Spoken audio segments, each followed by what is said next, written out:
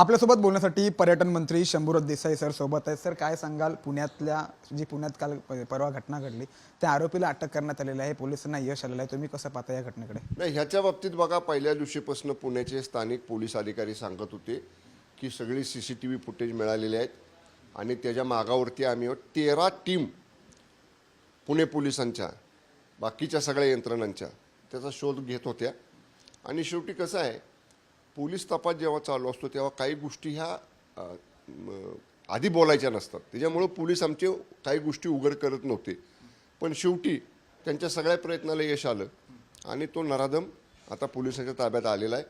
कुठल्याही परिस्थितीमध्ये तो सुटणार नाही.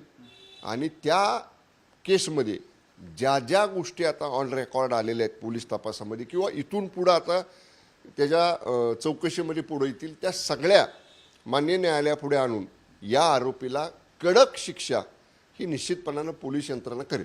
सर, तुम्ही गृहराज्यमंत्री होतात. गृहराज्यमंत्री योगेश कदमांनी एक वक्तव्य केल्याने त्यावरून वादंग उठलेला आहे की ती मुलगी ओरडली नाही किंवा म्हणून तो प्रकार घडला, आणि त्यावरून टीका आता होऊ लागलाय. नाही बघा, मी सुद्धा गृह विभागाचा राज्यमंत्री होतो. माननीय योगेश कदम साहेबांचा बोलण्याचा उद्देश एवढाच होता की त्या ठिकाणी कोणाच्या लक्षात आलं नाही किंवा कोणाला कळालं नाही. एक तर ती लोनली प्लेस होती आणि त्या लोनली प्लेसमुळं ते म्हणतात की CCTVमध्ये दिसतंय लोकांच्या आजूबाजूला वर्दळ आहे. तिथं त्यांचं म्हणणं एवढंच होतं की ही गोष्ट त्या नराधमानं इतक्या बेमालूमपणे केली, अत्यंत म्हणजे मी काय म्हणतो त्याला सावधगिरीने केली की ते कुणालाही कळणार नाही, असा त्यांचा उद्देश होता सांगायचे की हे कोणाच्या लक्षात आलं नाही लवकर, एवढंच त्यांना म्हणायचं होतं. ते कसं आहे, माननीय राज्यमंत्री महोदय नवीन आहेत, त्यामुळं ते थोडंसं बोलण्याच्या ओघामध्ये जरी तसं बोलले असतील तरी त्यांचा उद्देश तसा नव्हता. त्यांचा उद्देश एवढाच होता की हे लवकर तिथं कोणाच्या लक्षात आलं नाही आणि म्हणून तो आरोपी फरार झाला तिथनं लगेच, एवढंच त्यांना म्हणायचं होतं. विरोधक आता असं म्हणतात की तो शक्ती कायदा आहे, तो शक्ती कायदा नेमका आता महायुती सरकार कधी आणणार जेणेकरून महिलांना अधिक सुरक्षा मिळू शकते? शक्ती कायद्याबद्दल महाराष्ट्र विधानसभेचे एकमत झालेलं आहे आणि शक्ती कायद्याबाबतीत महाराष्ट्रामध्ये विधानसभेनं तो शक्ती कायदा पारित करायचा निर्णयसुद्धा घेतलेला आहे. त्यामुळं आता त्याच्यावरती एकदा शिक्कामोर्तब झाला, तो कायदा मंजूर होऊन आला केंद्राकडनं की ते, आणि त्या शक्ती कायद्यामध्ये इतक्या कडक गोष्टी आहेत, इतक्या कडक कलम आहेत त्याच्यामध्ये की निश्चितपणे शक्ती कायदा अंमलात आल्या आपल्याला दिसेल की या शक्ती कायद्याअंतर्गत जे ते गुन्हेगार ह्या कायद्याच्या चौकटीमध्ये येणार आहेत ना, त्यातला एकही सुटणार नाही. एवढा कडक कायदा तो आहे आणि निश्चितपणे त्या कायद्याच्या बाजूने आम्ही सगळेजण आहोत. शेवटचा एक महत्त्वाचा प्रश्न, आज ठाकरे गटाची बैठक आहे, अनेक आमदार मातोश्रीवर जाणार आहेत आणि कुठेतरी आता विरोधी पक्ष नेतेपद ठाकरे गटाकडे राहणार अशी चर्चा सुरू झालेली आहे. आदित्य ठाकरे, परत अशा इतर नेत्यांची नावं चर्चेत आहेत. काय वाटतं नेमकं? त्यांचा अंतर्गत प्रश्न आहे महाविकास आघाडीमधला. विरोधी पक्ष नेतेपद संख्याबळ जर बघितलं तर संख्याबळ त्यांच्याकडे नाही. त्यामुळं शेवटी आता हा विरोधी पक्ष नेता उभाटा गटाचा होणार, शरद पवार साहेबांच्या राष्ट्रवादी काँग्रेस पक्षाचा होणार का राष्ट्रीय काँग्रेस पक्षाचा होणार, हे 3 जे पक्ष आहेत महाविकास आघाडीमधले, शेनी एकत्र बसून ठरवायचं आहे. उद्या उभाटा एक नाव काढणार, समजा राष्ट्रवादी शरद पवार साहेबांचा गट एक नाव काढणार आणि काँग्रेस पक्ष वेगळं नाव काढणार.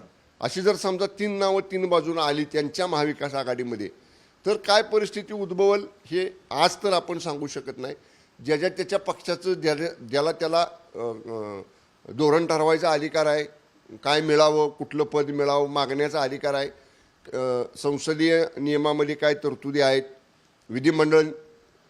विधिमंडळाचं जे नियमाचं पुस्तक आहे त्याच्यामध्ये काय तरतुदी आहेत, ह्या सगळ्या बघून मान्य विधानसभा अध्यक्ष महोदय ह्याच्या बाबतीत योग्य निर्णय घेतील. पन्हाळा महोत्सवाचं तुम्ही आयोजन करत आहात, काय असणार आहे नेमकं त्या महोत्सवात?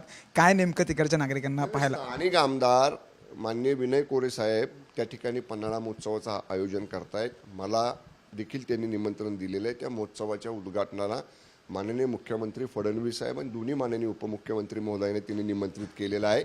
पन्हाळा एक ऐतिहासिक किल्ला आहे. पन्हाळ्याला एक वेगळं ऐतिहासिक महत्त्व आहे, नैसर्गिक महत्त्व आहे.